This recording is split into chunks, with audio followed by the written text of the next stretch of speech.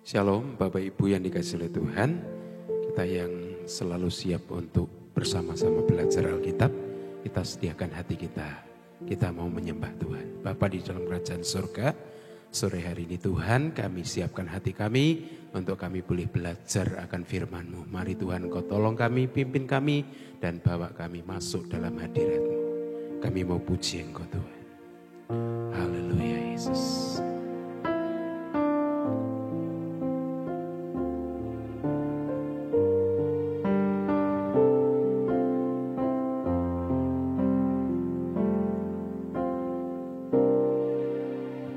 Tidak takut,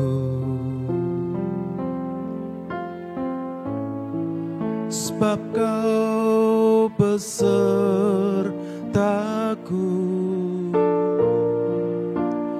Ku tidak bimbang, sebab Engkau Allahku.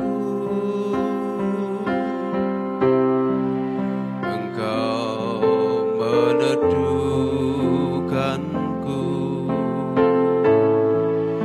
bahkan menolongku.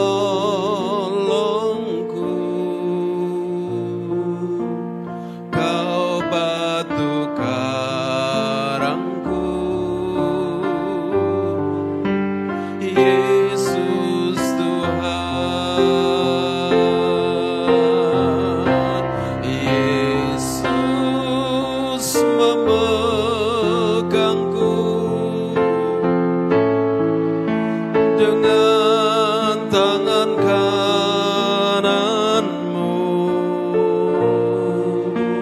Yesus memberiku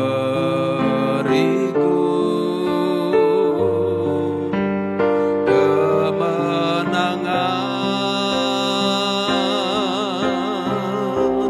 Yesus memegangku dengan tangan kananmu. Yesus memberiku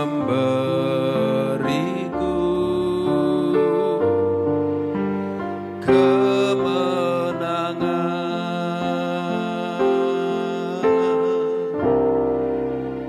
Ku tidak takut,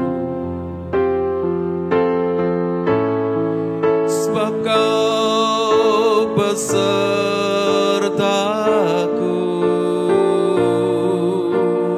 Ku tidak bimbang, sebab Engkau Allahku. Engkau meneguhkanku, bahkan menolongku.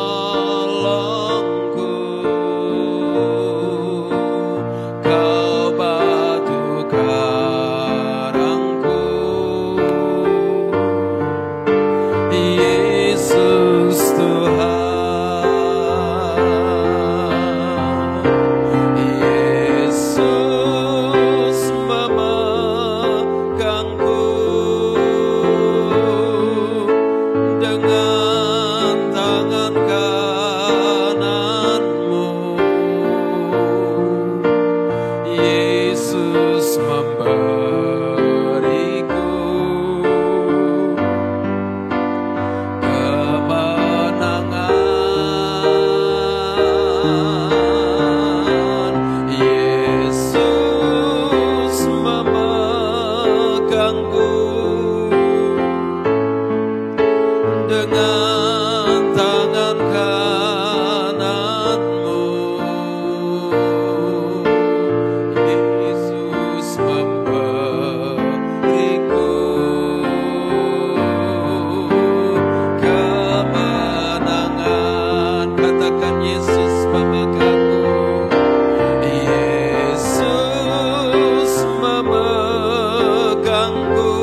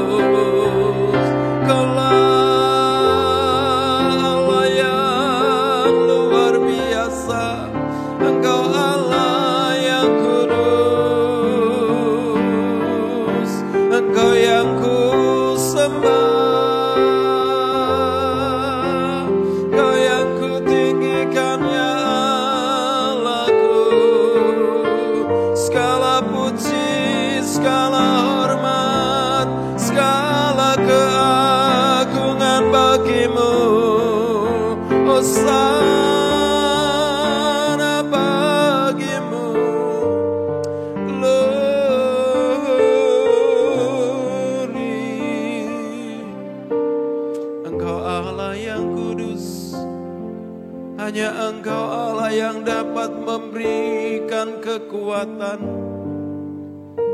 Ku bersandar kepadamu, ku percaya penyertaan-Mu.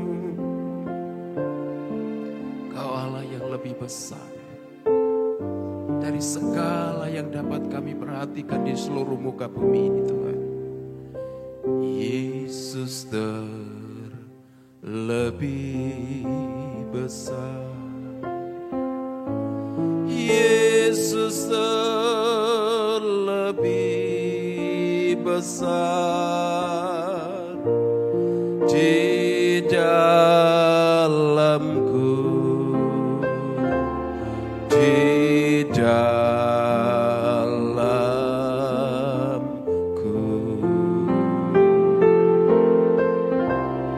Yesus terlebih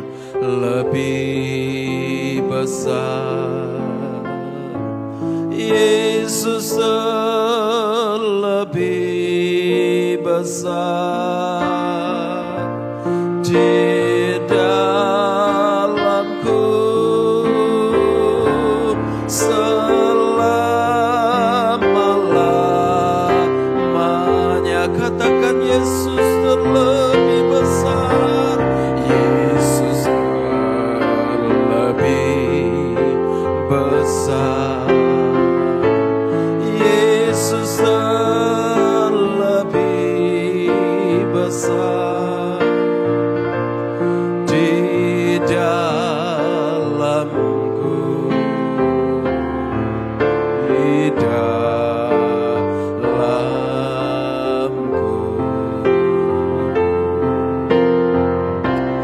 Yesus terlebih besar, Yesus terlebih besar di dalamku. Selama-lama. Sekali lagi, Yesus terlebih besar, Yesus terlebih besar, Yesus terlebih besar di dalamku, di dalamku.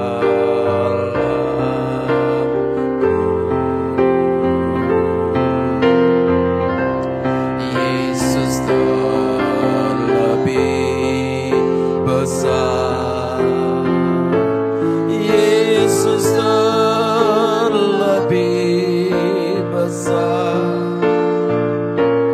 di dalamku.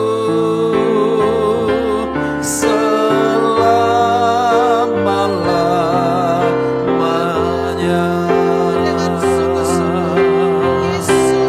Yesus terlebih besar, Yesus terlebih besar di dalamku,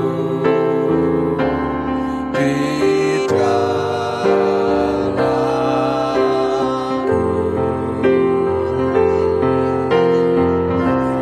Yesus terlebih besar, Yesus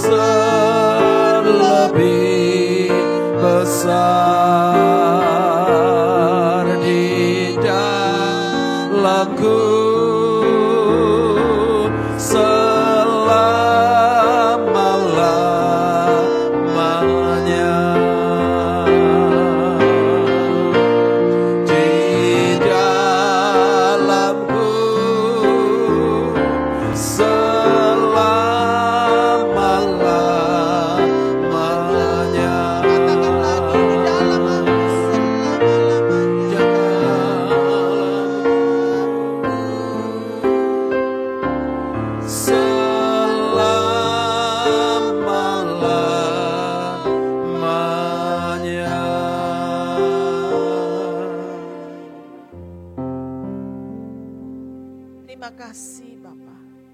Kebanggaan kami adalah ketika kami tertanam di dalam Yeshua HaMasih. Biarlah Tuhan semakin besar dalam hidup kami. Biarlah kami semakin kecil bahkan habis Tuhan. Sebab kebanggaan kami adalah kami menjadi satu dengan mempelai kami, Yeshua HaMasih. Terima kasih. Kami menjadi bagian dalam janji Tuhan dalam hidup kami. Kami menjadi bagian dalam pekerjaan Tuhan. Kami menjadi bagian dalam rencana besar Tuhan akan dunia ini Tuhan. Dan kami menjadi bagian yang dipisahkan Tuhan menjadi umat-umat pilihan Tuhan.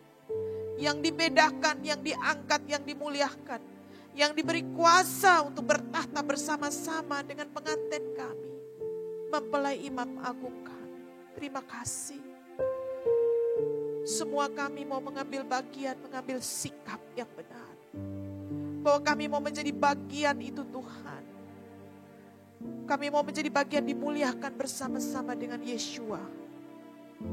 Terima kasih. Kami mau duduk diam terus belajar. Bapa, biarlah Engkau yang menjadi besar dalam hidup kami. Kami tidak bisa menerjemahkan segala sesuatu tentang Engkau. Hanya ketika Tuhan yang besar itu dalam hidup kami sehingga kami bisa melihat Engkau lebih dari segalanya. Kami mau mengecilkan diri kami saja. Kami mau menolkan diri kami saja Tuhan. Supaya kami boleh melihat pribadi Tuhan lebih dari segalanya. Lebih dari segalanya. Lebih dari segalanya. Terima kasih. Siapakah kami? Kami menjadi biji mata Tuhan yang sangat Kau kasih. Terima kasih. Untuk waktu kami mau belajar lagi Tuhan. Ajari kami dengan bahasa yang sederhana. Buat kami mengerti siapa kami sehingga bisa menerjemahkan perkara surga. Kami tidak mampu. Kami tidak sanggup Tuhan. Kalau kesanggupan kami hanyalah karena kasih karunia yang dikerjakan oleh Roh Kudus. Membuat kami mengerti segala sesuatu. Kami butuh pengurapan yang baru dari Engkau. Urapi hamba-Mu dan semua kekasih-kekasih. Dimanapun kami berada.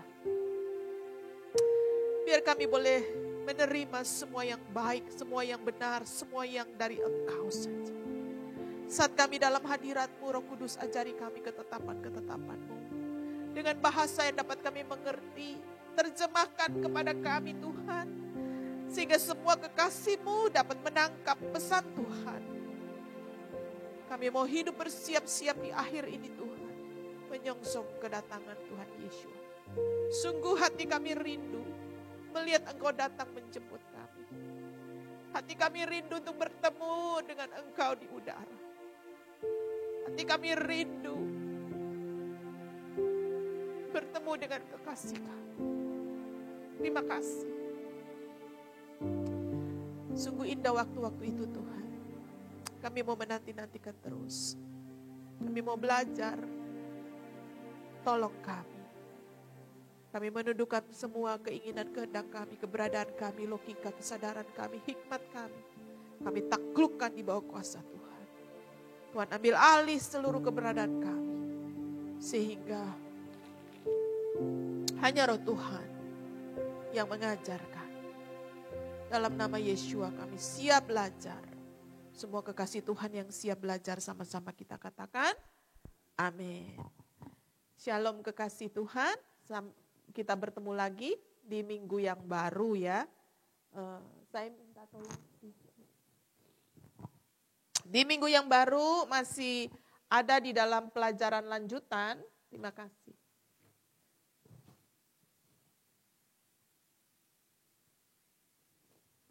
Kita akan belajar lanjut mengenai the fallen angel materi yang minggu lalu kita sudah belajar mengenai bagaimana mempelai yang dimateraikan oleh malaikat-malaikat yang dikirim Tuhan, yang mempunyai tugas khusus masing-masing dalam malaikat penjuru dan juga sebagai malaikat yang memateraikan. Ya, kekasih Tuhan, karena topik kita minggu lalu adalah malaikat, sehingga ada satu malaikat yang disinggung, malaikat kegelapan yang akan muncul pada akhir zaman, yaitu Abaddon. Ya, karena itu Bapak kekasih Tuhan, kita akan belajar lebih lanjut supaya kita paling enggak mengetahui gambaran akhir zaman yang akan terjadi.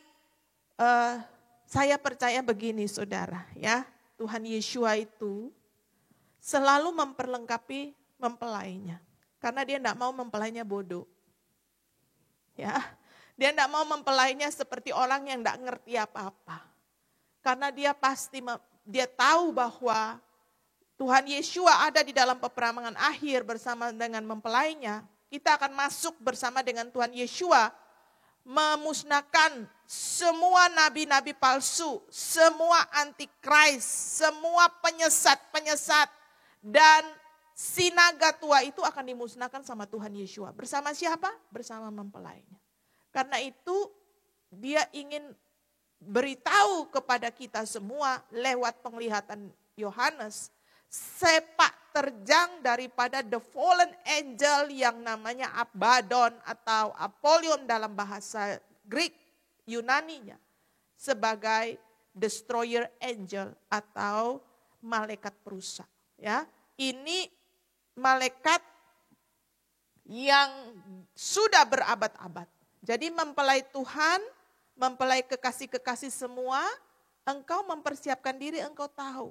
Walaupun kita sudah tertransformasi nanti, walaupun mempelai-mempelai yang dipilih Tuhan, yang dimaterai dan juga tertransformasi, engkau pasti dikirim Tuhan, ada di dalam peperangan akhir, berhadapan dengan Abaddon ini. Ya, kekasih Tuhan, karena itu saya bersyukur Tuhan Yeshua itu sayang sama kita semua. Dia tidak mau kita bodoh sehingga kita nggak ngerti apa-apa, kita masuk dalam peperangan ya. Karena itu kita belajar ini supaya kita tahu Bapak Ibu ya. Nggak usah stres, nggak usah juga dihafal. Itu namanya siapa, munculnya berapa lama, nggak gitu Bapak Ibu ya. Kita belajar, kita tahu peristiwa akhir zaman. Baik, kita akan masuk materi Abaddon ini cukup banyak Bapak Ibu. Mudah-mudahan bisa selesai. Masih ada satu waktu lagi ke depan untuk bangsa-bangsa. Karena terlalu banyak supaya kita mengerti arti daripada penglihatan Yohanes. Ya, saudara kekasih, 7 sangkakala, munculnya Abaddon ini dia muncul pada sangkakala kelima. Ya Bapak Ibu, saya singgung sedikit bahwa ada 7 materai, ada 7 sangkakala, dan ada 7 cawan murka Tuhan. Ya, nah malaikat Abaddon ini muncul pada sangkakala kelima. Ya, nah karena itu saya mau singgung supaya kita semua tahu 7 sangkakala pada waktu yang ditiup oleh 7 malaikat. Satu malaikat pertama meniup sangkakala 1, malaikat kedua meniup sangkakala kedua. Ya, 7 sangkakala ini ditiup oleh 7 malaikat. Ya, saudara, kalau Bapak Ibu kekasih Tuhan jeli bahwa sejak Wahyu 1, Wahyu 2 sampai Wahyu 22 itu penglihatan selalu dengan malaikat. Jadi betapa pentingnya keberadaan malaikat.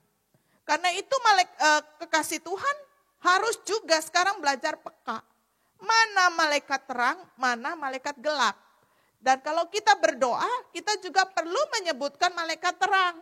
Kalau enggak, malaikat-malaikat semua ada malaikat gelap juga datang ngapain gitu ya. Jadi kita belajar untuk mulai peka bahwa penglihatan Yohanes, kitab Wahyu itu bicara tentang malaikat. Bagaimana akhir hari-hari penghakiman terjadi itu, malaikat itu bekerja semua. Malaikat diberi tugas khusus dan bekerja semua. Ya, kekasih Tuhan. Dan kalau kita lihat itu seperti cerita-cerita fiksi, cerita-cerita main game gitu ya. Tapi itu real Bapak Ibu. Itu yang dilihat oleh Yohanes Pembaptis, Rasul Yohanes murid Yesus di Patmos. Ya, ini bukan cerita dongeng. Semua yang Bapak Ibu baca, kekasih Tuhan baca di bukan hanya kitab Wahyu, kitab Daniel, Yehezkiel, Amos, Yeremia, Zakaria, itu penglihatan-penglihatan yang kalau kita lihat itu ada penglihatan binatang, ada makhluk, ada naga, itu penglihatan malaikat ya Bapak Ibu. Ya kita harus mengerti, kita belajar mempelai Kristus, belajar bahwa ini akhir zaman. Kita sudah ada di akhir zaman dan kita harus tahu tentang segala sesuatu. Ya, 7 sangkakala. Ini saya summary aja. Bagian sangkakala pertama dan keempat, kalau Bapak Ibu lihat di dalam Wahyu 8 ayat 6 sampai 12 itu dia banyak berbicara tentang masa hidup gereja di bumi.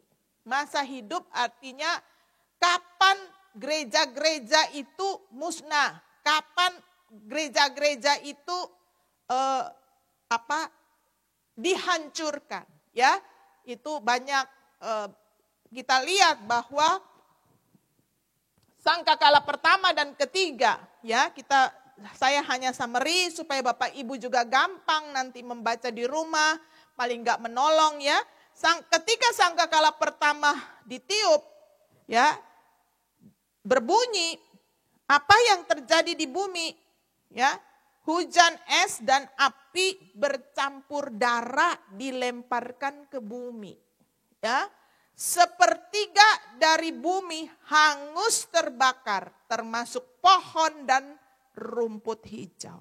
Ya, Bapak Ibu coba lihat, ini pemusnahan terjadi setelah malaikat memegang materai dan mematraikan mempelai-mempelainya. 144.000 sudah dimatraikan. Maka sangkakala ketika ditiup, penghakiman, kerusakan itu terjadi. Ya, kekasih Tuhan harus bedakan antara kerusakan karena penghakiman. Ya, Bapak Ibu, jangan bingung kalau hari ini COVID. Ya, COVID itu nggak ada dalam Alkitab, itu buatan manusia. Karena itu kita selalu fokus apa yang perlu kita takutin. Karena ketika sangkakala ditiup itu masuk dalam tribulasi besar, itu jauh lebih mengerikan daripada COVID yang kita alami hari ini. Kalau hari-hari ini membuat iman kita bergeser, membuat iman kita goyah, saudara, jamin pasti kita akan masuk dalam orang-orang yang tidak dimatraikan. Ya, kenapa? Mempelai harus fokus apa kata firman Tuhan. Kemusnahan terjadi tertulis di dalam sangkakala 1, sangkakala kedua, sampai cawan murka Tuhan dicurahkan. Itu kengerian yang paling hebat. Jadi jangan bingung nanti mati gara-gara COVID, ya.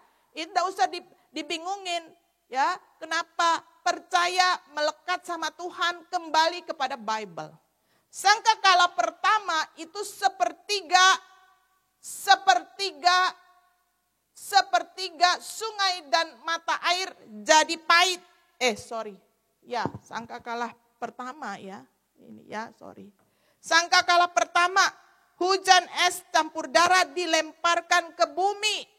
Sepertiga bumi hangus terbakar. Sepertiga bumi Bapak Ibu, termasuk pohon dan rumput hijau.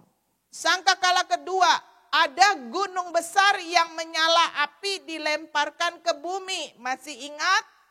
Masih ingat pelajaran kita waktu lalu? Ya, batu yang terlempar. Mimpi Daniel melihat patung Nebukadnezar. Patung itu runtuh karena ada batu yang menimpa kakinya. Ini terjadi pada waktu sangkakala kedua. Ya, sepertiga laut jadi darah.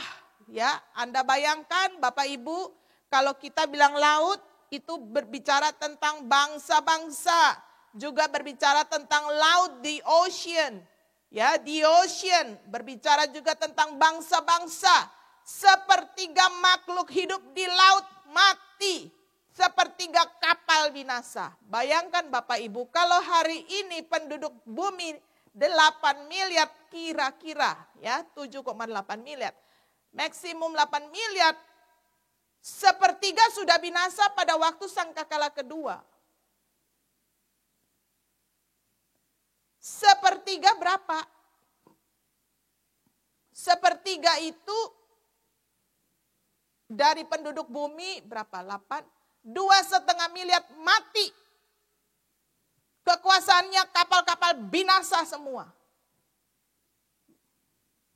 Saya mau memberikan fakta bahwa supaya kita ini mempelai Kristus itu jangan fokus keluar dari firman. Kita harus fokusnya di firman. Firman ngomong bagaimana akhir daripada kemusnahan dunia. Itu ketika sangkakala berbunyi, ketika cawan ditumpahkan, penghakiman terjadi. Apa yang terjadi? Ya Bapak Ibu, jangan bingung dengan COVID. COVID kalau mati pelan-pelan, ini sepertiga mati semua. Ya Bapak Ibu, ya kita harus tahu bahwa Tuhan punya rancangan untuk memusnahkan bumi dan orang-orang yang jahat. Ya, jadi kita nggak bingung sampai sama hari ini COVID. Sehingga apa? Iman kita ini teguh. Kita kembali kepada firman. Fokus kita harus mengerti. Oh, waktunya ini terjadi. Waktunya ini terjadi. Apa yang harus saya lakukan? Ya, kita nggak perlu bingung gara-gara COVID. Ya, tetap sehat, tetap ikut protokol kesehatan. Tapi iman kita itu nggak goyah. Iman kita tuh tetap sama Tuhan. Kita harus kejar bahwa kita adalah orang-orang yang dimateraikan Tuhan. Pasti dilindungi Tuhan.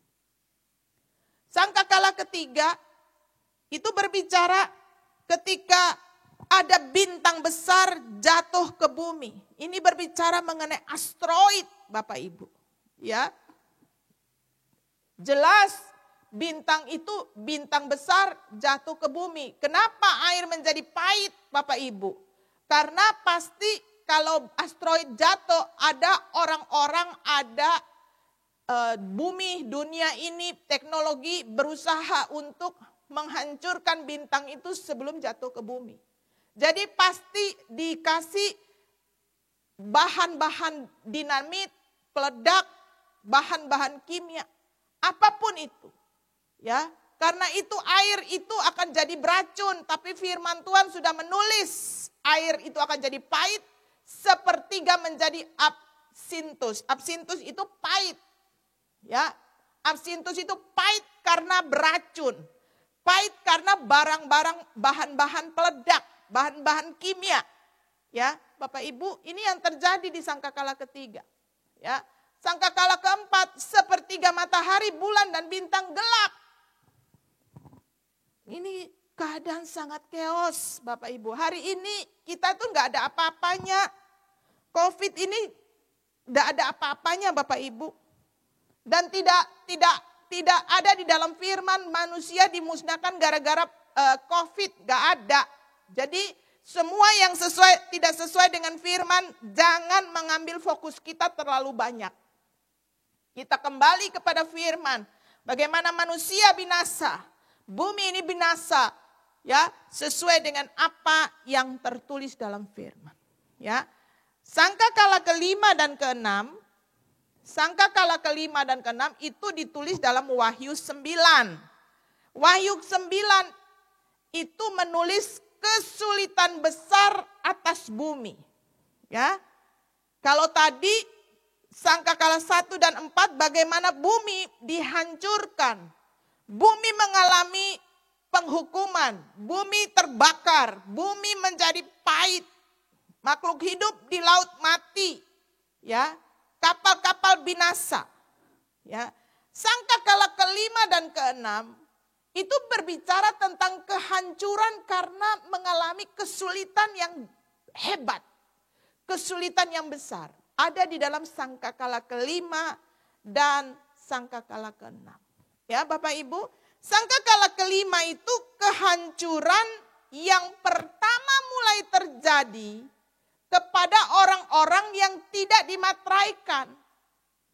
Ya, kenapa saya perlu singgung ini Bapak Ibu? Karena ini menyangkut materi Abaddon.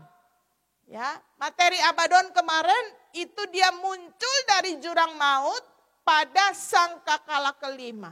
Karena Sangkakala ke-5 ini permulaan tribulasi besar terjadi. Kesulitan itu di atas bumi itu terjadi itu bukan sulit gak makan saja, bukan sulit gak beribadah saja, tapi kehancuran terjadi. Ini pertama kali. Yang kedua, Sangkakala ke-6 itu kehancuran yang kedua, yaitu pembunuhan terhadap sepertiga penduduk bumi. Sangkakala ke-5 belum terjadi pembunuhan atas sepertiga penduduk bumi. Baru terjadi kehancuran karena keluarnya dari jurang maut makhluk belalang dengan kuasa kalajengking. Sangkakala ke-6 kehancuran yang diiringi dengan matinya sepertiga penduduk bumi, termasuk orang-orang Kristen yang left behind. Jadi Bu Elva, apakah semua orang yang left behind harus ngalami sampai 3,5 tahun? Tergantung dan tidak harus. Kalau di dalam Sangkakala ke-6 dia nggak kuat, dia termasuk orang-orang yang mati di dalam Sangkakala ke-6. Sepertiga dulu penduduk bumi mati, dia mati berarti dia tidak menyelesaikan tribulasi sampai selesai. Makanya Tuhan bilang, hendaklah engkau setia sampai mati, kata Tuhan. Ya, matinya bisa sampai tribulasi selesai, matinya bisa awal tribulasi, tergantung. Makanya Tuhan bilang, barang siapa yang setia, hendaklah engkau setia sampai akhir. Barang siapa yang punya nama tertulis, aku memberikan engkau mahkota. Saudara, ini terjadi di Sangkakala 6. Dan Sangkakala ke-7 adalah kehancuran bumi yang ketiga dimulai. Saat Sangkakala ke-7 ditiup, ya, bukan ketiga ya. Sangkakala ke-7 ditiup, itu kehancuran bumi yang ketiga. Kehancuran bumi yang ketiga dimulai kapan? Dimulai cawan murka Tuhan pertama terjadi. Ya. Jadi ini rentetannya itu sudah mengerikan Bapak Ibu. Ya. Mulai dari Sangkakala itu sudah masuk dalam tribulasi besar. Karena itu kekasih Tuhan, perhatikan baik-baik apa kata firman Tuhan. Ya. Kita malam ini kita akan belajar tentang Sangkakala ke-5. Kenapa? Karena itu menyangkut malaikat Abaddon. Ya, kita mau mengerti lebih jelas apa sih sengatan kerjanya belalang itu. Ya, kita baca sama-sama Wahyu 9 ya, ayat 1-3. Lalu malaikat yang kelima meniup sangkakalanya. Aku melihat sebuah bintang jatuh dari langit ke atas bumi. Dan kepadanya diberikan anak kunci lubang jurang maut. Maka dibukanyalah pintu lubang jurang maut itu. Naiklah asap dari lubang itu bagaikan asap tanur besar. Dan matahari dan angkasa menjadi gelap. Nah, karena itu dikatakan sepertiga gelap. Dan dari asap itu keluarlah belalang-belalang atas bumi dan mereka diberi kuasa seperti kalajengking di bumi. Ya, Bapak Ibu, saya tulis dengan tulisan putih, dia adalah bintang yang jatuh dari atas, dari langit. Dia adalah the fallen angel yang sudah masuk di dalam jurang maut. Dan pada waktu itu pintu jurang maut itu terbuka. Ya, sudah bahas minggu lalu, Bapak Ibu nanti lihat lagi ya minggu lalu karena saya ngulang ya.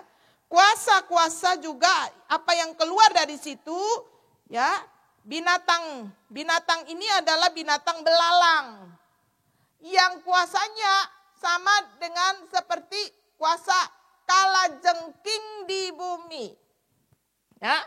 Jadi dia adalah bintang tapi wujudnya seperti belalang yang punya kuasa seperti kalajengking.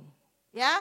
Kepadanya dan kepada mereka dipesankan, mereka kemarin sudah bilang bahwa mereka adalah segerombolan, banyak ya, bukan satu. Supaya mereka jangan merusakkan rumput, tumbuh-tumbuhan dan pohon, melainkan hanya manusia yang tidak memakai matrai Elohim di dahinya. Dan mereka diperkenankan bukan membunuh manusia. Ya, kekasih Tuhan, ini serangga, ini belalang muncul yang punya kuasa kalajengking, diberi tugas, belalang-belalang ini punya tugas seperti kalajengking, kuasa kalajengking, diberi tugas hanya merusak, tidak membunuh manusia, tapi hanya menyiksa mereka selama 5 bulan lamanya. Dan siksaan mereka itu seperti siksaan kalajengking apabila dia menyengat manusia. Jadi apa? Dia dikasih kuasa menyengat seperti sengatan kalajengking, bentuknya seperti belalang. Belalang yang punya kuasa seperti kalajengking yang menyengat manusia. Tujuannya disiksa, bukan dibunuh. Ya, yang disiksa siapa? Hanya orang-orang yang tidak memiliki matrai Elohim. Pada masa itu orang akan mencari maut, mereka tidak menemukan dan mereka ingin mati, tapi maut lari dari mereka. Dan rupanya seperti belalang, itu sama seperti kuda. Rupa belalang itu sama seperti kuda, disiapkan untuk berperang dan di atas kepala mereka ada sesuatu yang menyerupai mahkota emas dan muka mereka seperti muka manusia. Ngeri ya Bapak Ibu, bingung ya. Bentuknya belalang, sengatnya seperti sengat kalajengking, ya, kepalanya mahkota, dia seperti kuda. Ayo, bisa nggak gambarkan makhluk ini? Dan mukanya seperti muka manusia. Dan rambutnya seperti rambut perempuan. Giginya seperti gigi singa. Dadanya seperti baju sirah, besi. Dan bunyi mereka bagaikan bunyi kereta yang ditarik banyak kuda yang sedang lari ke medan peperangan.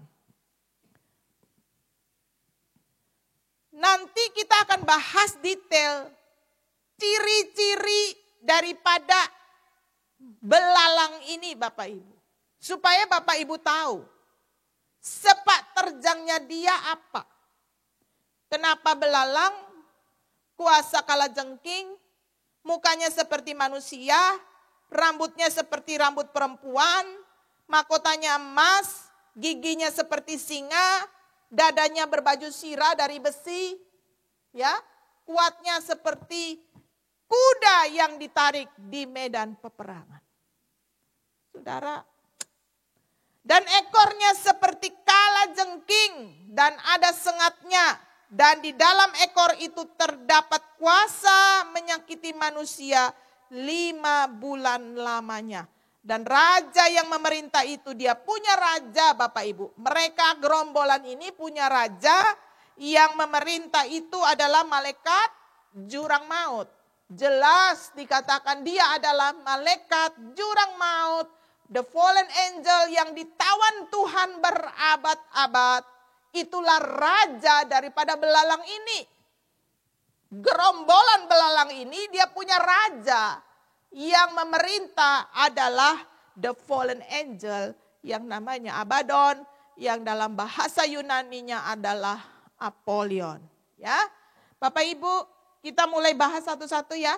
Mohon fokus, konsentrasi, kita mau belajar karena ini kebetulan sangkakala kelima dan Abaddon ini cukup detail dan menggambarkan pekerjaan dia di akhir zaman. Karena itu kita akan bahas satu-satu ya. Wahyu 9 dalam sangkakala kelima, kalau kita lihat Wahyu 1 dan 2, dia berbicara bahwa jurang maut mulai terbuka. Titik dimulainya penganiayaan besar. Ya, kesusahan mulai terjadi karena jurang maut mulai terbuka. Wahyu 9 ayat 3-4 dibicara bahwa belalang itu mulai keluar menyakiti orang-orang yang tidak punya materai Elohim. Belalang itu adalah simbol kesulitan besar. Ya. Wahyu 9 ayat 5 dan 6 berbicara mengenai penyiksaan dari sengat kalajengking. Ya, sengat apa? Belalang yang punya kuasa seperti kalajengking yang menyengat. Ini Wahyu 9 ayat 5 dan 6. Ayat 7 dan 9 berbicara tentang gambaran daripada belalang itu sendiri. Identifikasinya apa sih? Supaya kita tahu modelnya siapa sih belalang ini. Kita akan belajar sama-sama ya. Wahyu 9 ayat 11, rajanya itu adalah malaikat kegelapan yang namanya Abaddon ya. Baik, kita mulai belajar. Ayat 3 dan 4 dikatakan, dari asap itu keluarlah belalang-belalang di atas bumi. Dia sudah mulai keluar ya. Diberi kuasa seperti kuasa kalajengking. Dan kepadanya dipesankan supaya mereka jangan merusakkan tumbuhan di bumi atau tumbuhan maupun pohon-pohon. Ya, jangan merusakkan rumput-rumput di bumi atau tumbuh-tumbuhan ataupun pohon-pohon. Melainkan hanya manusia yang tidak memiliki materai Allah di dahinya. Saudara, ada 3 checkpoint ya, yang saya tulis di sini, yang kita sama-sama belajar tentang apa sih simbol daripada belalang yang keluar di atas tanah. Ya, checkpoint yang kedua, apa sih kenapa menyakiti manusia yang tidak bermaterai Elohim? Dan yang ketiga, apa maksud belalang itu diberi kuasa sebagai kalajengking? Ya, kita belajar satu-satu. Simbol dari belalang di atas tanah. Ya, Bapak Ibu, kita lihat Tuhan itu selalu konsisten. Jadi mempelai Kristus, kekasih-kekasih Tuhan kalau belajar sebenarnya itu gampang. Kita bisa dari awal saya berkata bahwa kalau kita belajar end time, kita akan belajar tentang waktu. Kita belajar tentang angka. Kita belajar tentang tanda langit. Ya. Itu Tuhan bicara. Ya. Jadi Tuhan itu kita akan benar-benar mengerti bahwa Tuhan mengerjakan, berbicara lewat angka, lewat keadaan, lewat peristiwa. Kadang-kadang peristiwa itu adalah repeat, berulang-ulang terjadi. Ya, kita akan belajar mengenai simbol belalang di atas tanah. Di dalam Keluaran 10 ayat 12, berfirmanlah Tuhan kepada Musa, ulurkanlah tanganmu ke atas tanah Mesir, mendatangkan belalang. Dan belalang akan datang meliputi tanah Mesir dan memakan habis segala tumbuh-tumbuhan di tanah.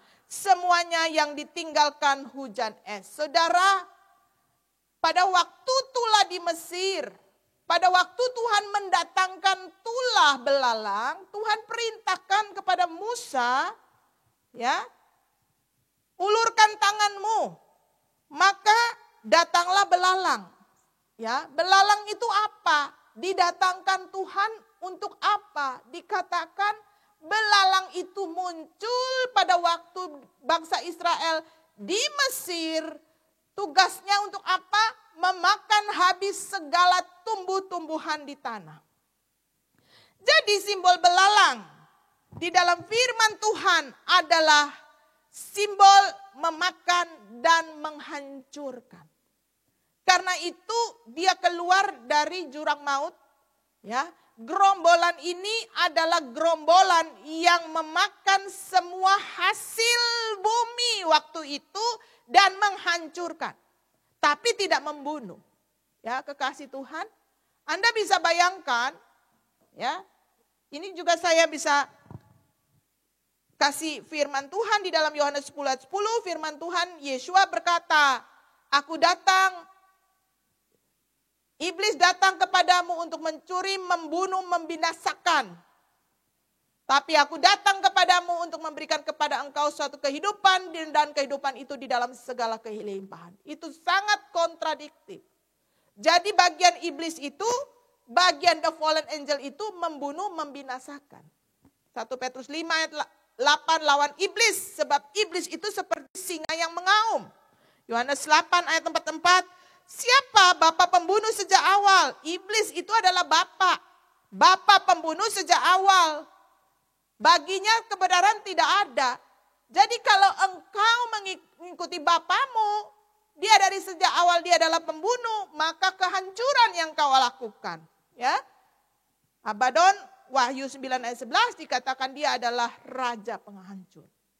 Jadi saudara, kesimpulannya adalah kerajaan setan itu, gerombolan-gerombolan itu yang muncul di dalam penglihatan Yohanes dalam rupa belalang adalah kuasa yang akan menghancurkan, mengambil segala sesuatu.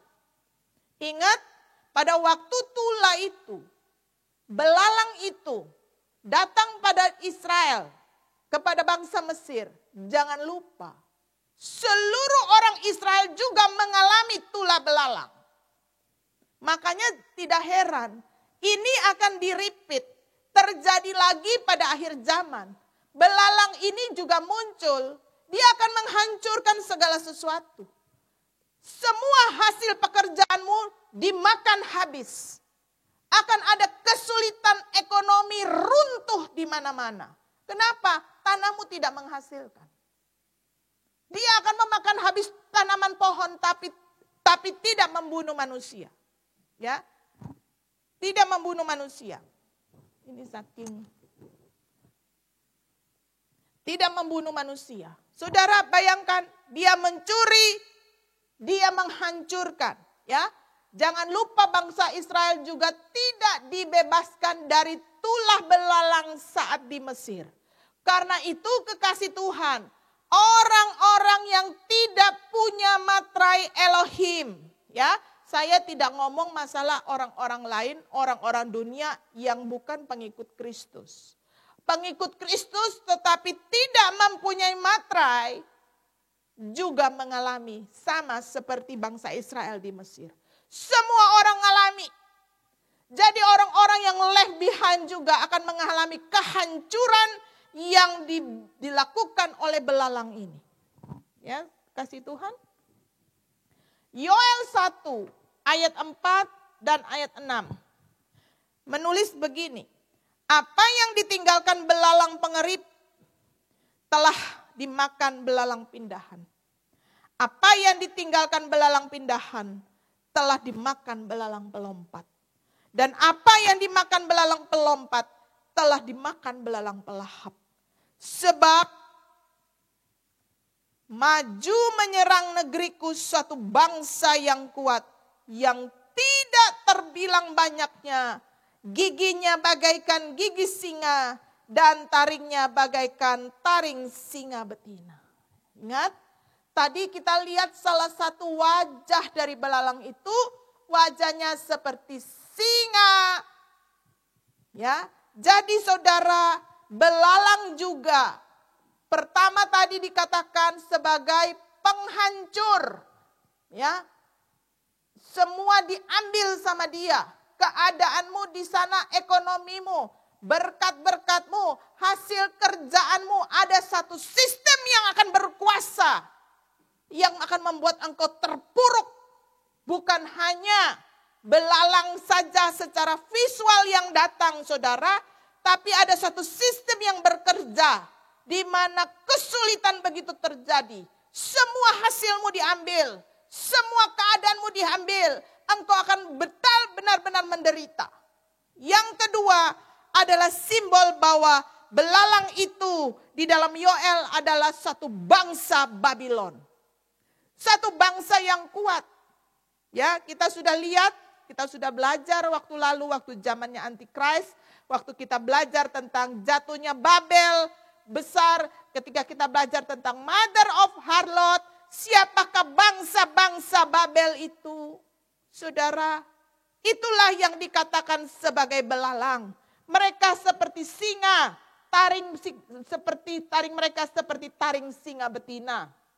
Ya, bangsa itu bangsa yang kuat. Itulah belalang. Karena satu, belalang pengerip dimakan oleh belalang pindahan. Yang ditinggalkan belalang pindahan dimakan belalang pelompat. Ini eranya belalang, Bapak Ibu. Antikris itu eranya belalang. The Great Tribulasi itu eranya belalang. Belalang punya sistem bekerja.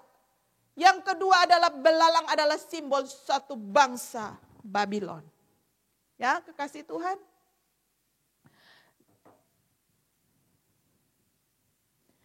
Yoel 2:25, Tuhan berkata, firman Tuhan berkata, ya, aku akan memulihkan kepadamu tahun-tahun yang hasilnya dimakan habis oleh belalang pindahan, belalang pelompat, belalang pelahap, belalang pengerip, tentaraku yang besar akan kukirimkan ke antara kamu. Tuhan menggunakan bangsa Babel, ya, Babylon itu menghukum Yehuda waktu itu. Yehuda porak-poranda. Ya, bangsa Yahudi habis terporak-poranda berapa ratus tahun. Ya, mereka mengembara. Jadi simbol belalang adalah kesesakan besar yang akan dialami, Bapak Ibu. Ya. Semoga kita bisa mengerti bahwa akhir zaman adalah era belalang. Belalang itu adalah satu sistem yang kuat, ya, yang tadi apa? Bekerjanya menghancurkan engkau. Kita tuh akan mengalami kesulitan yang hebat pada waktu sangkakala kelima. Menghancurkan segala sesuatu. Dia sistemnya consume, apa? Mengambil semua milikmu. Ada satu sistem yang dia buat, tiba-tiba mungkin propertimu diambil. Anak istrimu diambil secara paksa, apa saja dirusak sama dia. Sistem keluarga dirusak, sistem perusahaanmu dirusak, sistem ekonomimu dirusak, sistem tata negaramu dirusak dengan sistemnya dia. Sistem penyembahanmu dirusak, segala sesuatu. Belalang ini bekerja. Dia adalah satu bangsa yang kuat. Dia melambangkan sebagai Babylon. Yang kedua, checkpoint kedua, ya. Belalang itu menyakiti semua orang yang tidak bermatrai Elohim. Kepada mereka dipesankan, jangan merusak tumbuh-tumbuhan di bumi, tumbuh-tumbuhan ataupun pohon-pohon, rumput-rumput, melainkan hanya manusia yang tidak memakai matrai Allah di dahinya. Saudara, ada di bagian hijau, saya mencoba menulis semua firman Tuhan supaya kekasih Tuhan belajar bahwa inilah yang dimaksudkan dengan tanda matrai. 144.000 dimatraikan mewakili semua orang Kristen, pengikut-pengikut Yeshua HaMasyiah yang menerima, yang mulutnya percaya, hatinya mengaku, mulutnya percaya bahwa Yeshua adalah Tuhan, yang hidupnya mengikuti kemana Yeshua mau, kemana apa yang dikatakan Tuhan Yesus, apa yang difirmankan, apa yang diajarkan, itu namanya adalah 144.000. Ya, kemarin kita sudah lihat ya, 144.000 dari 12 suku, bukan mengenai jumlah, tapi siapa saja yang menerima Yeshua HaMasyiah sebagai Mesias tertanam di dalam pohon zaitun sejati. Wahyu 7 ayat 1 sampai 8. Materai itu apa sih? Materai itu adalah tanda kepemilikan dan jaminan. Dikatakan 2 Korintus 1 ayat 22, ya. Engkau memiliki jaminan sebagai tanda kepemilikan Kristus.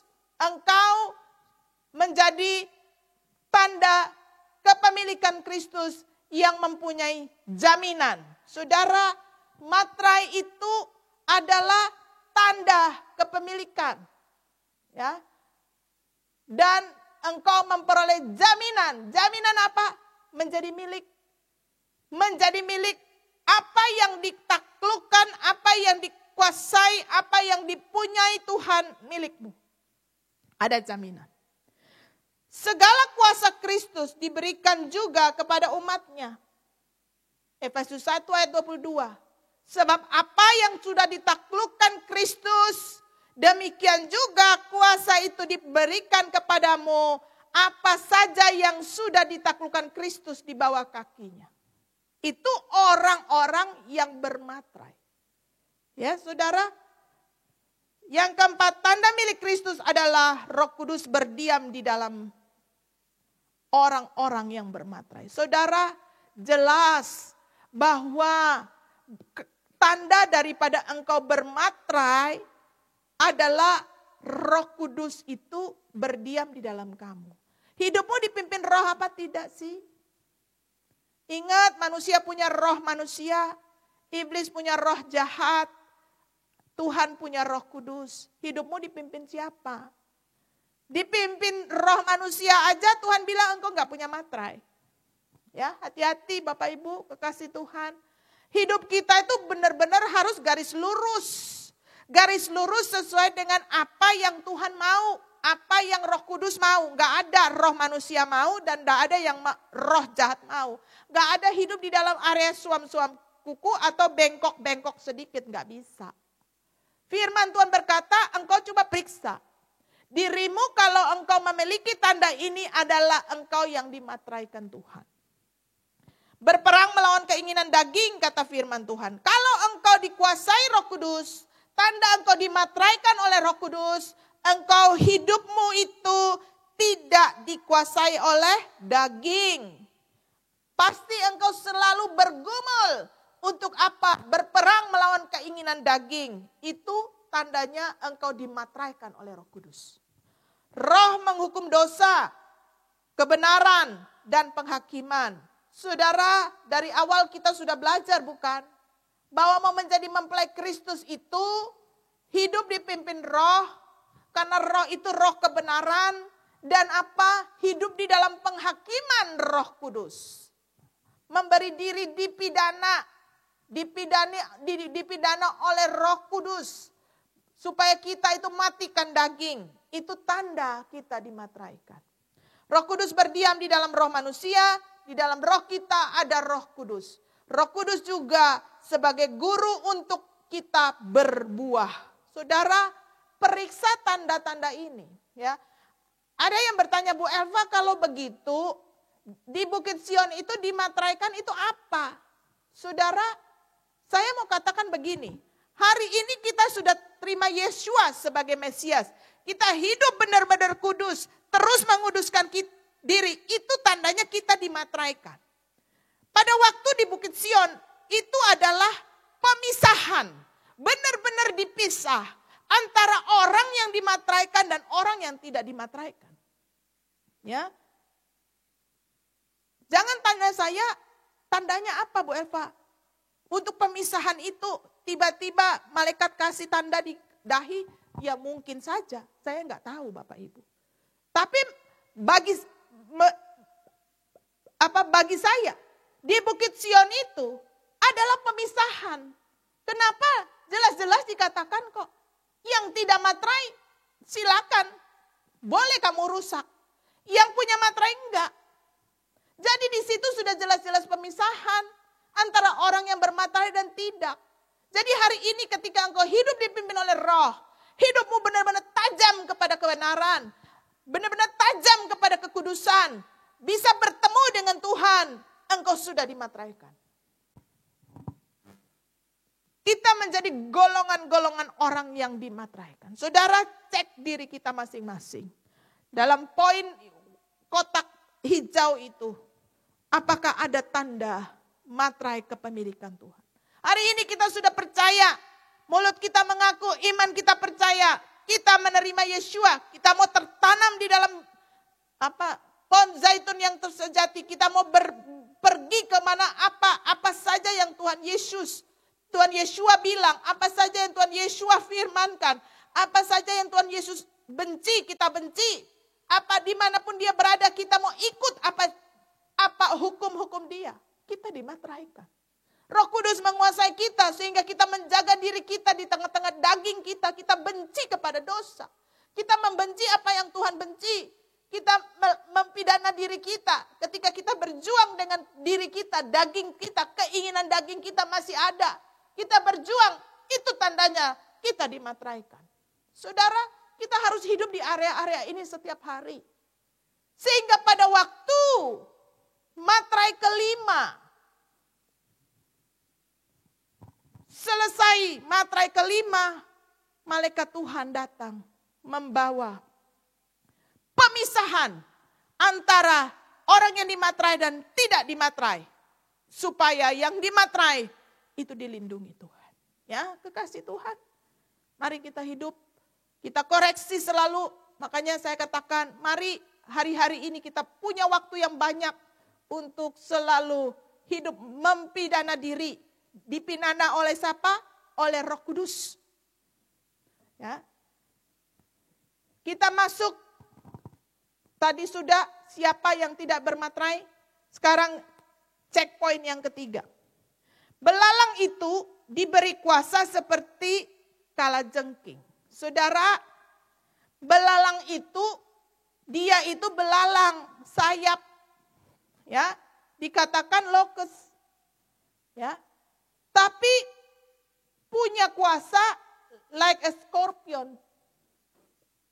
Kuasa di dalam bahasa Yunaninya mereka pakai kata exousia. Ya. Belalang diberi kuasa seperti kalajengking. Exousia dalam bahasa Yunani itu memiliki dua arti. Adalah ability, kemampuan. To able, ya, ability, kemampuan. Yang kedua adalah kekuatan yang hebat, powerful. Jadi belalang ini memiliki kemampuan untuk merusak, mampu merusak segalanya. Segala area dirusak sama dia, mampu. Dia diberi kuasa seperti kalajengking, merusak segalanya. Yang kedua, bukan hanya mampu.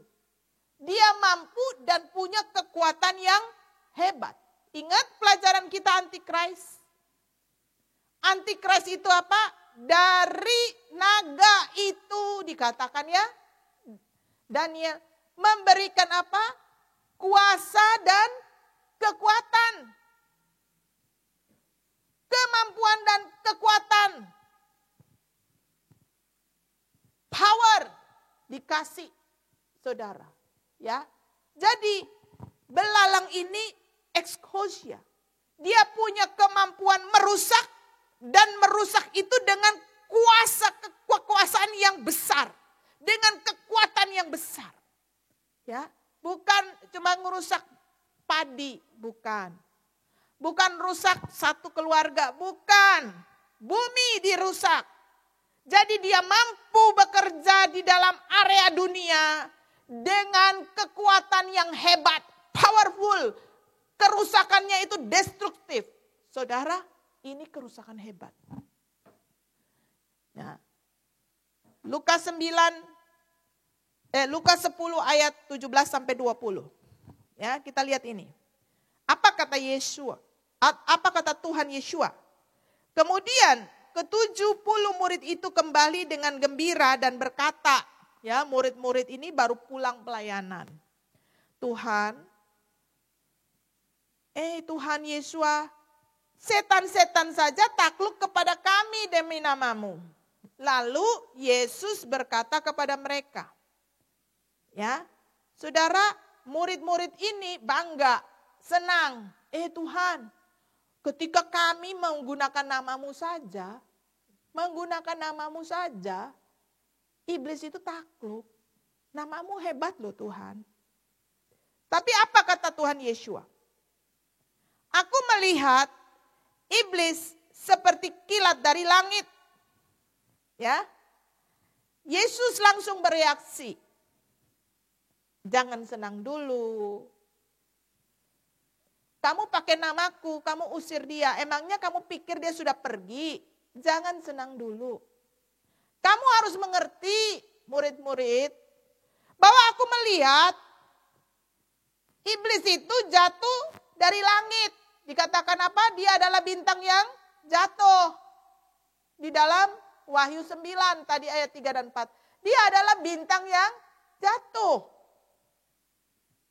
Sesungguhnya aku telah memberikan kuasa kepadamu untuk menginjak ular dan kalajengking.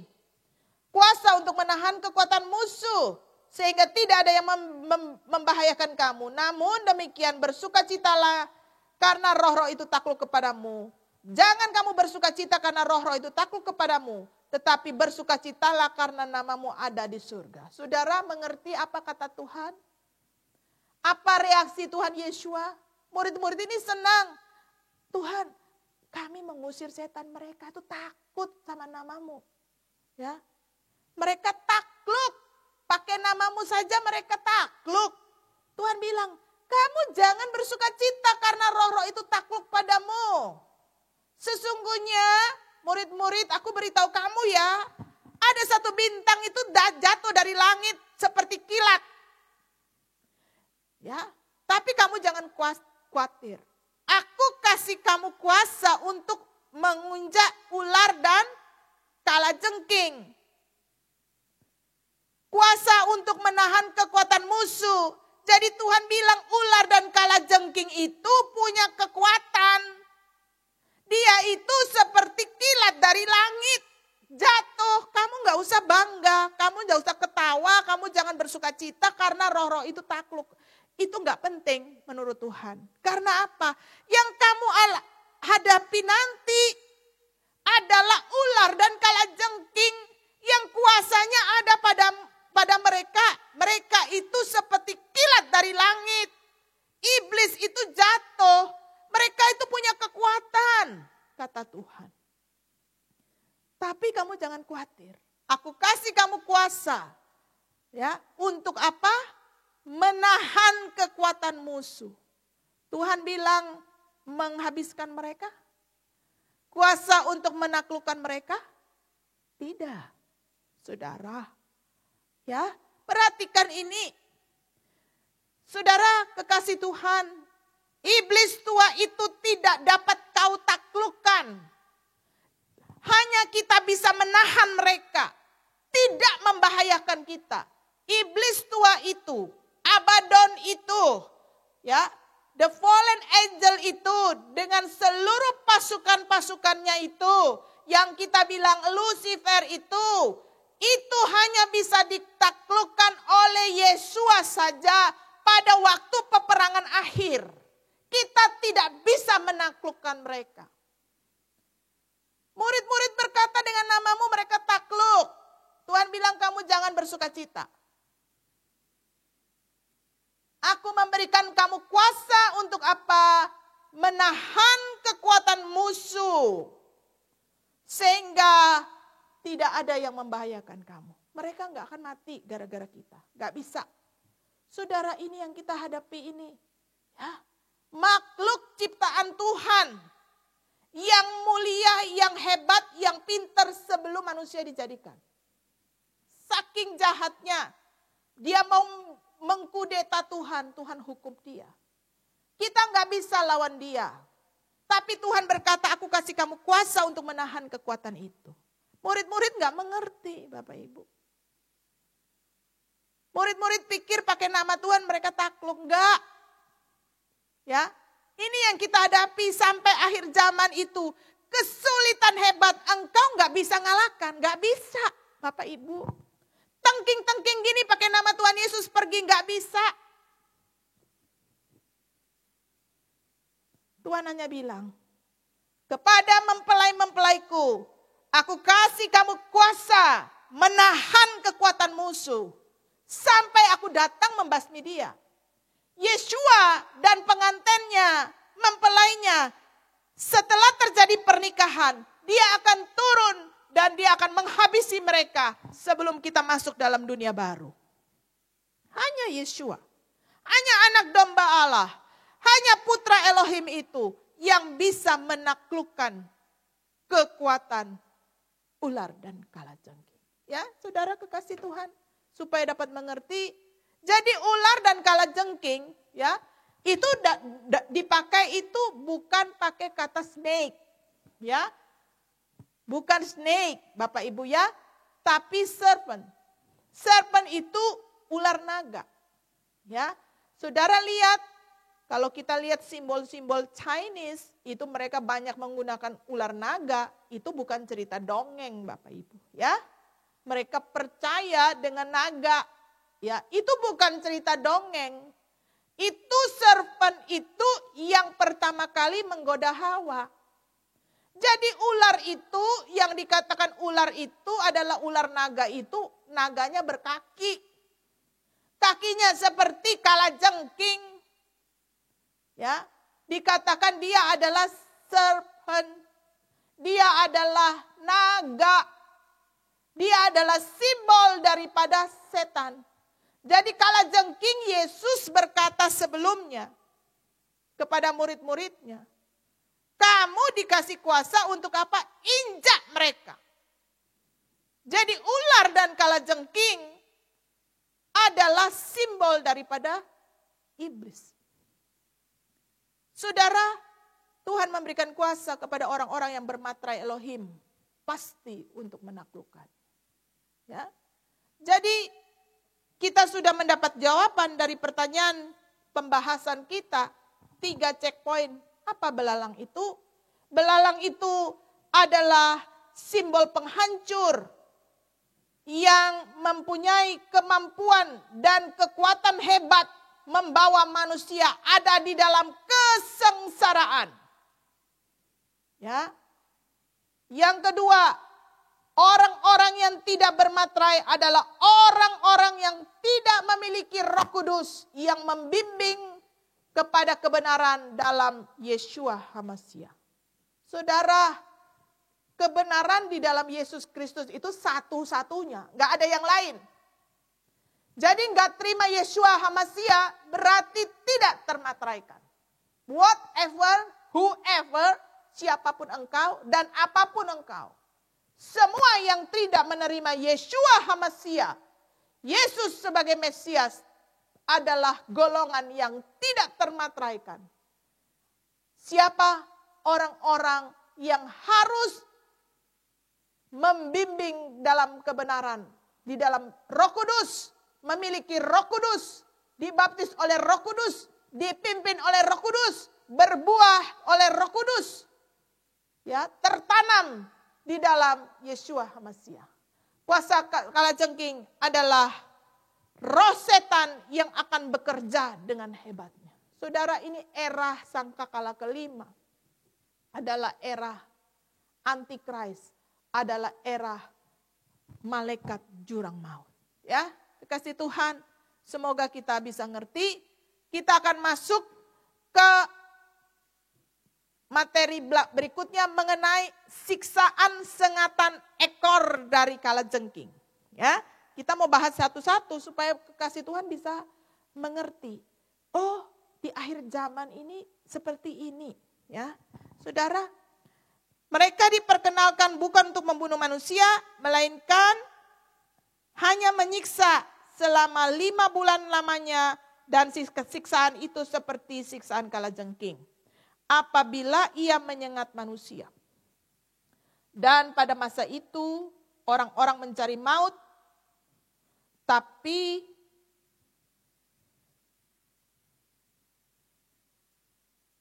mereka tidak menemukannya.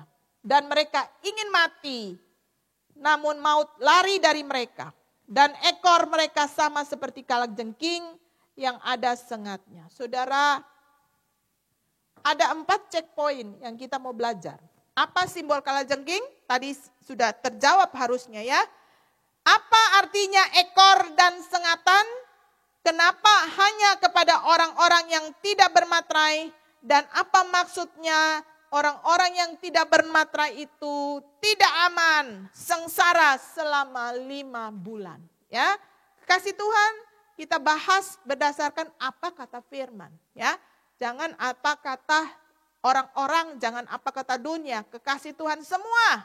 Saya selalu mengajak kembali ke Bible. Makanya kekasih Tuhan, firman Tuhan di rumah harus dibaca. Ya, harus dibaca. Firman itu senjata kita. Supaya apa? Kita tahu semua apa Tuhan Yesus bilang, apa Bapa Elohim bilang, ya. Apa Roh Kudus bagaimana kerjanya? Kembali kepada firman. Kembali kepada firman. Pertama, simbol daripada kalajengking. Ya, tadi dikatakan Yesus sendiri berkata, Lukas 10 ayat 17 sampai 20 ya. Tuhan sudah berkata bahwa ular dan kalajengking itu akan kau injak. Karena itu mewakili musuh orang percaya. Itu adalah roh iblis atau setan yang menguasai dunia. Jadi sangkakala kelima, setan itu bekerja nyata-nyata Bapak Ibu. Dan jangan sampai sangkakala kelima baru engkau sadar. Kita hari ini sudah diberitahu Tuhan bahwa setan itu ada, tapi dia masih tertawan. Sehingga apa? Yang kerja ini penguasa di udara. Yang kerja ini ya, ini belum ganas. Nanti yang kerja itu rajanya akan keluar dari jurang maut. Dia lagi ditawan. Dia lagi ditawan di jurang maut. Dia akan keluar. Ya, karena itu Tuhan Yesus mengajarkan kita, sekarang kamu harus mengerti bahwa kamu punya musuh ada, tapi nanti sangkakala kelima dia menguasai dunia. Dan jangan waktu itu baru kamu sadar. Karena kalau kamu sadar, kamu menggunakan kuasamu sudah tidak bisa. Tidak bisa taklukkan mereka, tidak bisa. Harus kamu hidup, tertanam di dalam firman, tertanam di dalam Tuhan Yesus, tertanam di dalam Bapa Elohim Allah kita. Tertanam dengan Roh Kudus supaya engkau menjadi angkatan yang dimaterai. 1 Yohanes 4 ayat 1, dia berbicara begini, saudara-saudaraku yang kekasih, janganlah percaya atas setiap roh, ujilah roh itu apabila itu berasal dari Allah. Sebab banyak nabi palsu yang telah muncul dan akan pergi ke seluruh dunia. Roh kalajengking itu adalah roh nabi palsu. Dia akan bekerja dengan leluasa yang pergi ke seluruh dunia. Karena itu kekasih Tuhan, firman Tuhan, Alkitab itu senjata kita. Ya, tertanam dalam firman. Banyak nabi palsu hari ini pergi ke seluruh dunia. Ada di kota ini, ada di Indonesia, ada juga di dunia-dunia yang lain. Ada Bapak Ibu. Tetapi nanti dia akan muncul lebih leluasa karena kekuatannya dia. Jurang maut, rajanya sudah keluar. Bapak Ibu kekasih Tuhan, tertanam dalam firman. Supaya engkau mengerti, semua yang tidak sesuai firman, buang. Saya katakan, sekalipun pengajaran-pengajaran di luar firman Tuhan, doktrin-doktrin palsu yang mementingkan diri sendiri, mementingkan gereja-gereja tertentu, buang. Kalau doktrin itu, kita semua tidak punya doktrin, tertanam hanya di dalam firman Tuhan, tertanam hanya di dalam Yesus, supaya engkau mengerti semua yang ada di dalam firman, ambil itu dan kerjakan. Ya, bagaimana engkau bisa berkata salah? Bagaimana engkau bisa lihat bahwa itu nabi palsu atau bukan? Kalau engkau tidak mengerti firman Tuhan, engkau tidak mengerti ciri-cirinya, engkau tidak mengerti apa yang dikatakan Tuhan Yesus mengenai ajaran-ajarannya. Apa yang namanya nabi palsu adalah apa yang diajarkan pasti bertentangan dengan firman. Ya, hari-hari ini banyak Bapak Ibu. Kebenaran itu dimiringkan sedikit-sedikit. Ya, kebenaran itu dimiringkan sedikit-sedikit. Itu namanya palsu. Mirip. Ya, enggak benar-benar beda, mirip. Bedanya cuma sedikit. Ya. Firman Tuhan berkata apa, kemudian diterjemahkan dengan pikirannya sendiri, melenceng ke sana ke sini sendiri karena punya banyak kepentingan, ya. Kekasih Tuhan, kembali kepada firman. Investasikan waktu dengan firman. Saudara, saya mau katakan, ketika nabi palsu ini muncul, ketika belalang ini muncul, punya kuasa seperti kalajengking, engkau akan diremehkan kalau membaca firman Tuhan. Kebenaran tidak disanjung lagi. Kebenaran Tuhan tidak diberitakan lagi. Bagaimana engkau bisa? Saudara, ya, kita akan bahas nanti lebih lanjut ke dalam tentang Abaddon. Kita harus mengerti hari-hari ini kita sudah ada di era itu, ya. Kekasih Tuhan. Firman Tuhan berkata, simbol kalajengking adalah nabi palsu. Engkau bertanggung jawab menjaga materai yang kau punya. Sebab pilihannya cuma satu. Kalau engkau tidak dimateraikan, ya masuk di waktu itu. Engkau menjadi angkatan yang dihancurkan oleh belalang. Ya, bisa masuk ke sangkakala 6, sepertiga musnah, kita akan musnah. Ya, saudara, pilih. Jangan yang enak-enak. Pilih lebih susah. Hari ini belajar firman. Persiapkan anak-anakmu menjadi kesukaannya firman. Kesukaannya menyembah.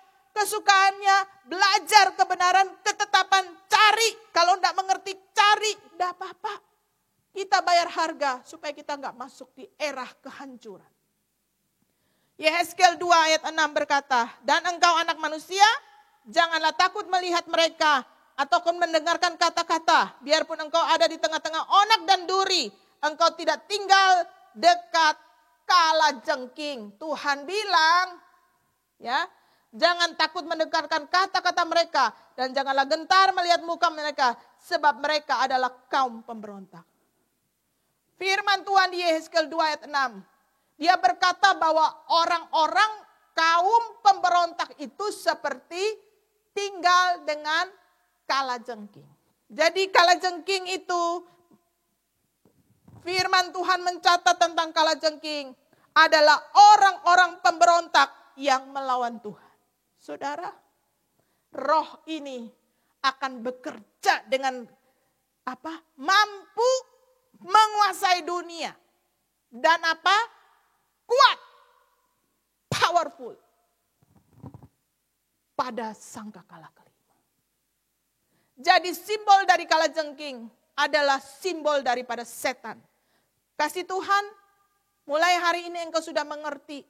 Kalau firman Tuhan tulis mengenai belalang, kalau firman Tuhan tulis melalui tentang kalajengking, artinya simbol iblis atau setan. Ya. Yang kedua, apa arti simbol ekor kalajengking yang menyengat? Ya. Firman Tuhan menulis mengenai ekor dan kepala. Kita bedah satu-satu ya. Firmannya agak banyak enggak apa-apa. Kasih Tuhan, ini adalah senjata kita, ya. Karena itu kita lihat apa kata Tuhan mengenai ekor di dalam Ulangan 28 ketika Tuhan berbicara mengenai berkat dan kutuk, Tuhan menyinggung ekor dan kepala. Ya, kita lihat berkat di dalam Ulangan 28 ayat 13. Tuhan akan mengangkat engkau menjadi kepala dan bukan ekor. Engkau tetap naik dan bukan turun. Apabila engkau mendengar perintah Tuhan Allahmu yang kusampaikan pada hari ini, kau lakukan dengan setia. Saudara, firman Tuhan berkata, kalau engkau mendengar firman Tuhan Allahmu, Elohim, Bapamu yang disampaikan dan engkau lakukan dengan setia, engkau adalah kepala, bukan ekor. Bagianmu adalah naik dan bukan turun. Jadi berkat itu adalah kepala dan kepala itu adalah naik. Kita lihat Ulangan 28 ayat 44 dan 45 di kata firman Tuhan. Ia akan memberi pinjaman kepadamu, kepada siapa? Kepada orang-orang yang tidak mendengar firman. Engkau tidak akan memberi pinjaman kepadanya.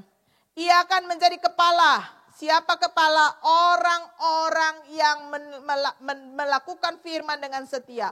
Tapi engkau menjadi ekor, segala kutuk akan datang kepadamu. Memburu engkau dan mencapai engkau. Sampai engkau punah, hilang, hangus, habis. Karena engkau tidak mendengar suara Tuhan.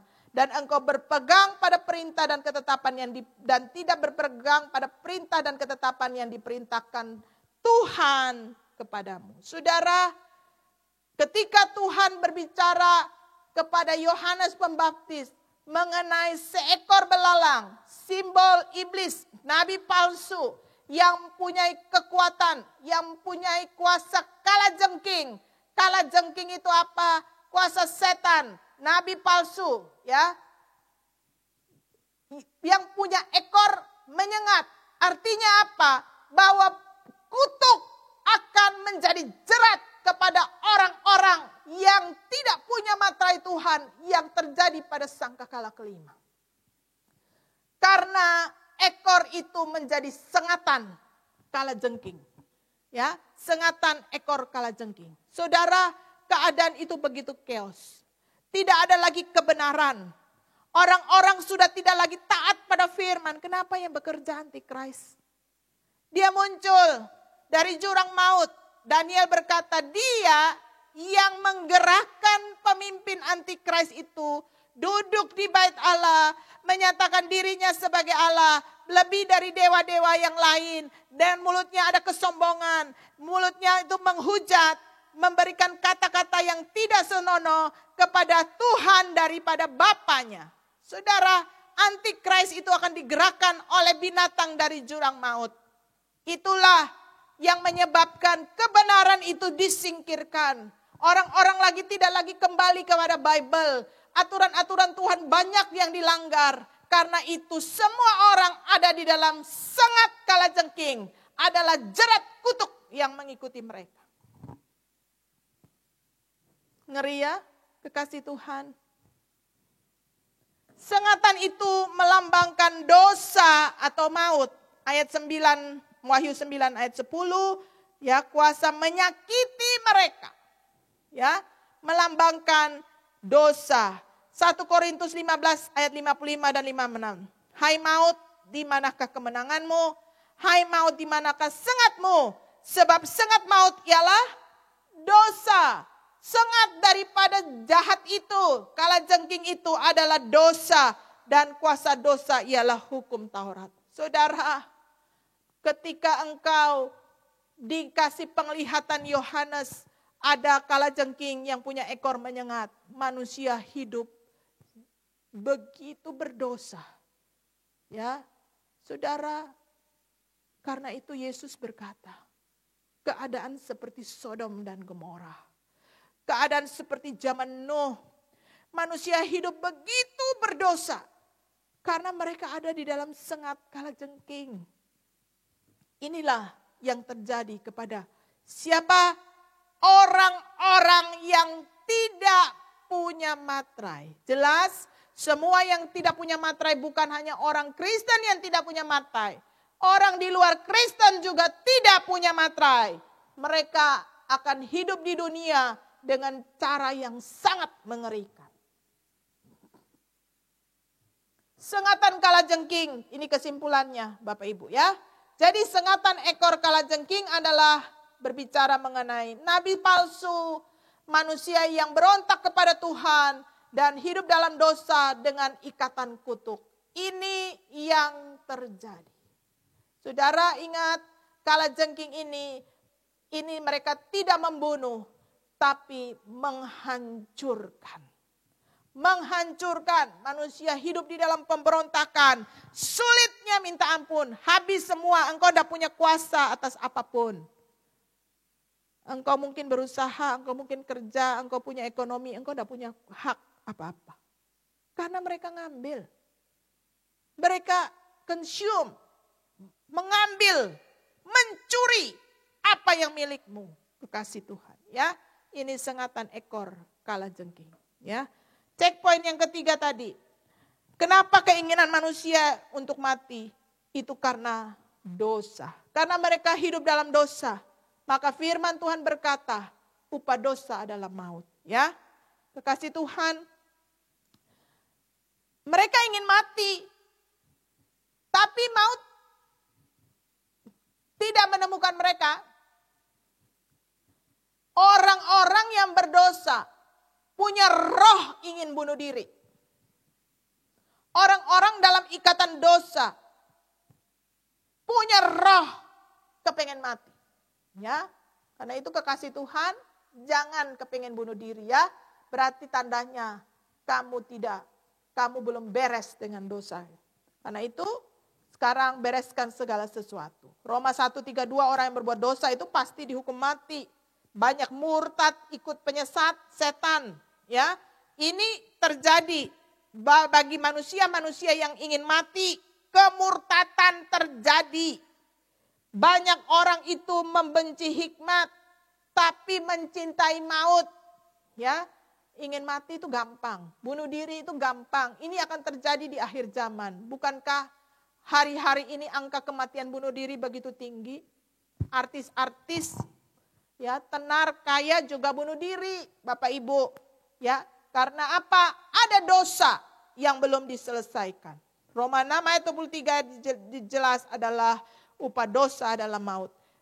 Roma 8 ayat 5-6, keinginan daging adalah mati dan keinginan daging itu tidak berkenan kepada Tuhan.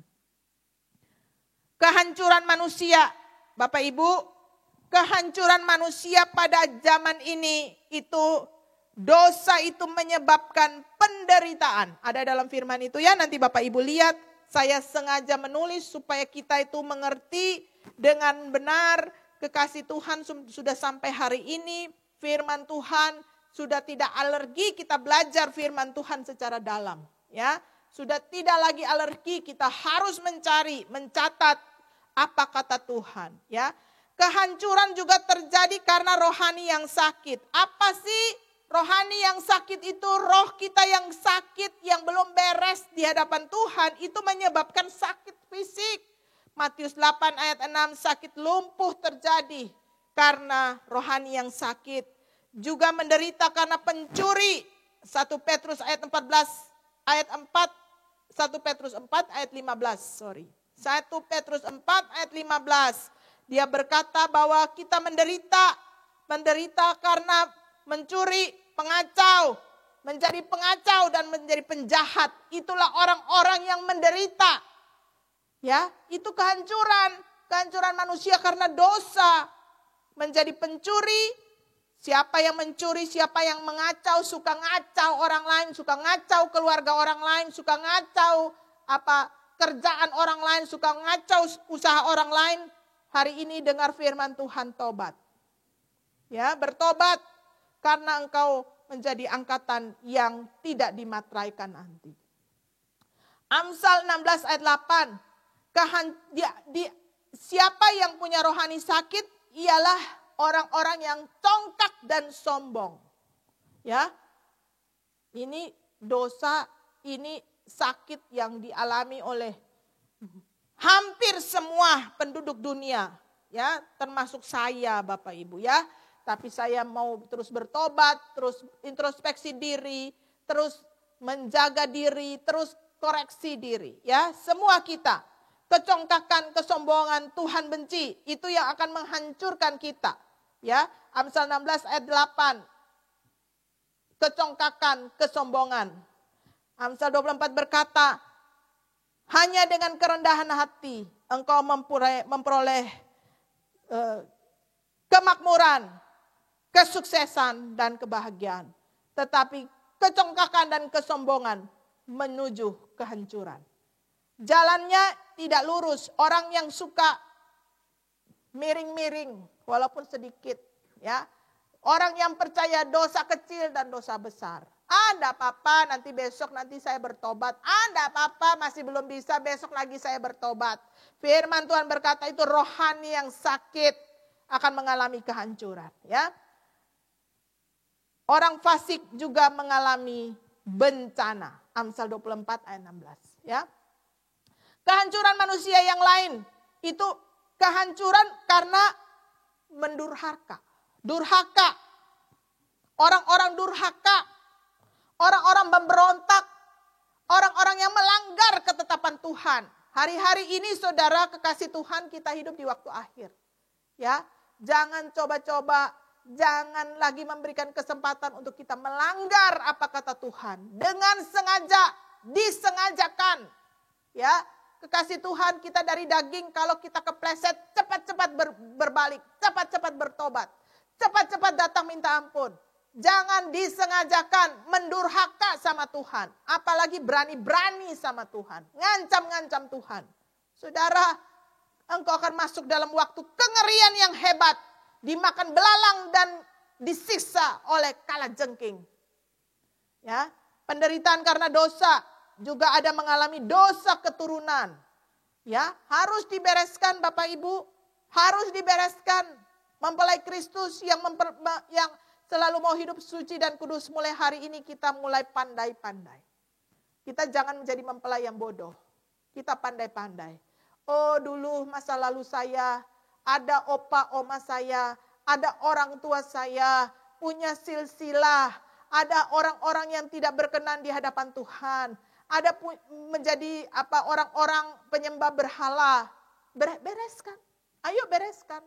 Supaya generasimu stop dosa keturunan itu tidak lagi turun kepada anak cucumu. Ya.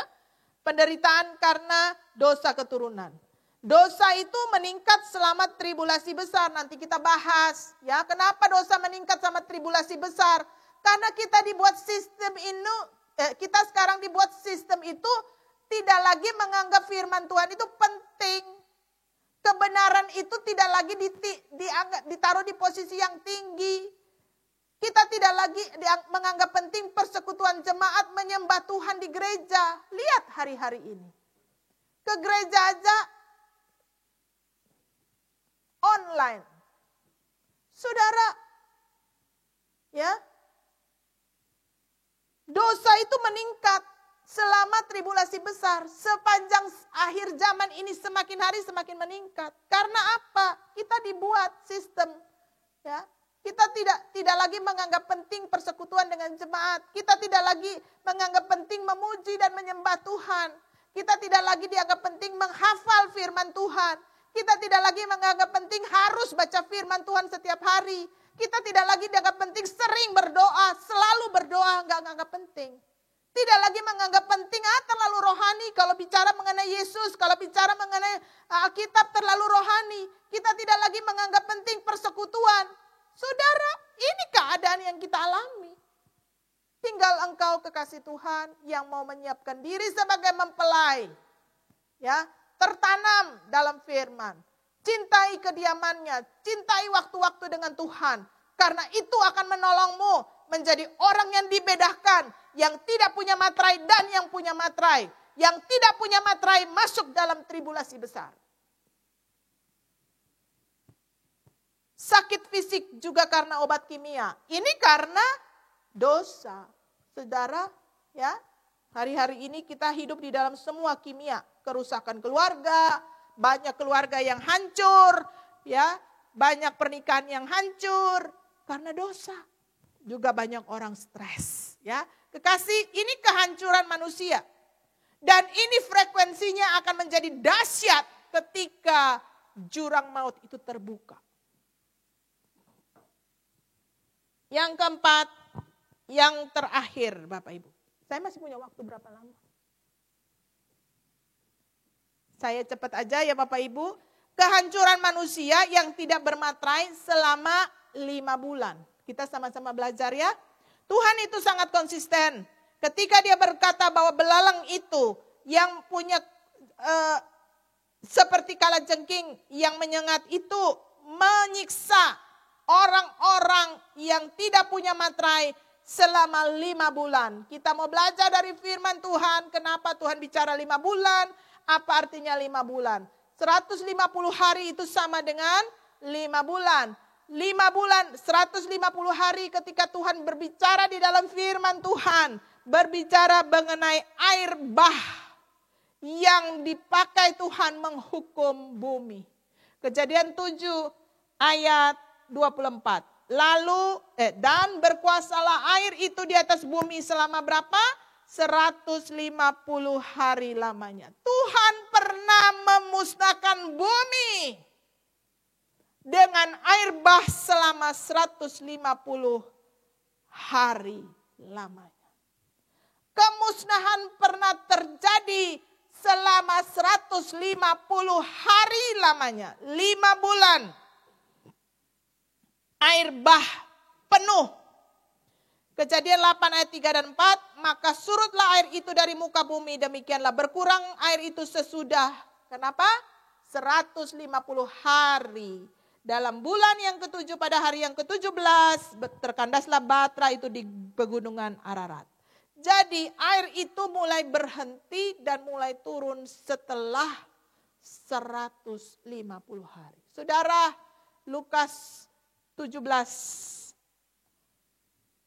Yesus pernah berkata. 17 ayat 26-27. Sama seperti terjadi pada zaman Nuh, demikianlah pula halnya kelak pada hari-hari anak manusia. Mereka makan dan minum, mereka kawin dan dikawinkan. Sampai kepada hari Nuh masuk ke dalam Batra. Lalu datangnya air bah dan membinasakan mereka semua. Saudara kekasih Tuhan. Ayat 28 dan juga terjadi seperti zaman Lot. Makan dan minum, menanam. Tapi hari Lot pergi keluar Sodom. Dari Sodom turunlah hujan api, hujan belerang, langit membinasakan mereka semua. Demikianlah juga hal kelak kedatangan pada hari di mana anak manusia menyatakan diri. Yesua jauh-jauh hari sudah berbicara kepada murid-muridnya. Saudara, masih ingat pelajaran kita? Penghakiman Sodom. Ketika batu yang terungkit. Ya, bintang besar jatuh. Ini sudah pernah saya bahas di pelajaran kita. Nanti Bapak Ibu boleh lihat. Ya, jadi saya mau katakan begini. Yesua jauh-jauh hari sudah berkata. Bahwa apa yang terjadi di zaman Nuh. Manusia itu bejat. Itu nanti ada terjadi 150 hari 5 bulan. Bagaimana Nuh masuk kepada kapal dan Tuhan memusnahkan manusia. Tapi ini bukan memusnahkan manusia. Disengat oleh kalajengking. Oleh dosa. Oleh sistem yang bekerja. Sistem setan. Sistem antikris. Nabi palsu. Yang mengambil semua barangmu. Yang mengambil semua hak-hakmu. Yang membinasakan engkau. Tapi tidak membunuh engkau. Menyiksa selama 5 bulan. 150 hari. Itu kata firman. Ya, kekasih Tuhan. 5 adalah angka penyelamatan atau angka penghakiman.